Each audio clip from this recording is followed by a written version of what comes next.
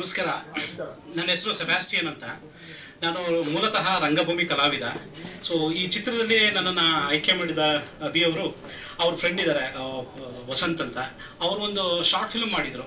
ಆ ಶಾರ್ಟ್ ಫಿಲ್ಮಲ್ಲಿ ನನ್ನ ಒಂದು ಪರ್ಫಾರ್ಮೆನ್ಸ್ ನೋಡಿ ಅಭಿ ಅವರು ಇದಕ್ಕೆ ನನ್ನ ಕಾಸ್ಟ್ ಮಾಡಿದ್ರು. ಫಸ್ಟ್ ದಿನ ನಾನು ಶೂಟಿಂಗ್ ಹೋದಾಗ ನೋಡಿದೆ, ಎಲ್ಲರೂ ಏನಪ್ಪ ಎಲ್ಲ ಹೊಸಬರಿದ್ದಾರೆ, ಯಂಗ್ಸ್ಟರು, ಇವ್ರ ಜೊತೆ ನಾನು ಫಿಟ್ ಆಗ್ತೀನೋ ಇಲ್ವೋ, ನನ್ನ ಹತ್ರ ಕೆಲಸ ಮಾಡಿಸ್ಕೊತಾರೋ ಇಲ್ವೋ ಅಂತ ಅನಿಸ್ತಾ ಇತ್ತು. ಅಲ್ಲಿ ನೋಡಿದ್ರೆ ಆಮೇಲೆ ಅಭಿನಯ ಮೇಡಮ್ ನೋಡಿದೆ, ಆವಾಗ ನನ್ಗನ್ಸುತ್ತೆ ನಾನೇ ಚಿಕ್ಕವನು ಅಂತ.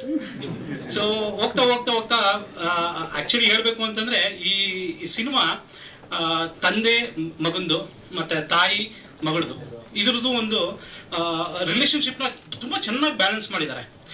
ನೀವು ಅನ್ಕೋಬೋದು ಇದೇನಪ್ಪ ಇದು ಬಹುಶಃ ಬರೀ ಕಾಲೇಜ್, ಈಗ ನಾವು ಟ್ರೈಲರಲ್ಲಿ ನೋಡಿದಾಗ ಬರೀ ಕಾಲೇಜು ಮತ್ತು ಯಂಗ್ಸ್ಟರ್ಸ್ ಮಾತ್ರ ಇದ್ದಾರೆ ಅಂತ ಇಲ್ಲ. ಸೆಕೆಂಡ್ ಹಾಫಲ್ಲಿ ನೀವು ನೋಡಿದ್ರೆ ಅದು ಮಂಗಳೂರಲ್ಲಿ ಶೂಟ್ ಆಗುತ್ತೆ. ಸೊ ಮಂಗಳೂರಲ್ಲಿ ಆ್ಯಕ್ಚುಲಿ ಅದು ಒಂದು ಮಿಸ್ಸಿಂಗ್ ಕೇಸ್ ಇದೆ, ಮಿಸ್ಸಿಂಗ್ ಪರ್ಸನ್ನ ಟ್ರೇಸ್ ಮಾಡುವಂಥದ್ದು. ಅದು ಇದನ್ನ ಎಲ್ಲೂ ಬಿಟ್ಕೊಟ್ಟಿಲ್ಲ ಅವರು ಅನ್ಸುತ್ತೆ, ಬಹುಶಃ ಅದು ಹೇಳ್ಬೇಕಿತ್ತಲ್ಲೋ ಗೊತ್ತಿಲ್ಲ. ಸಾರಿ, ಅದು ಎಕ್ಸೈಟ್ಮೆಂಟ್ ಅಲ್ಲಿ ಹೇಳ್ಬಿಟ್ಟೆ. ಯಾಕಂದ್ರೆ ನನ್ಗನ್ಸಿದ್ದು ಅವಾಗ ಬರೀ ಇದೇನು ನಾನು, ಯಾಕಂದ್ರೆ ನಾನು ಒಂದು ಲಾಸ್ಟ್ ವೀಕು ಸಿನಿಮಾ ನೋಡಿದೆ.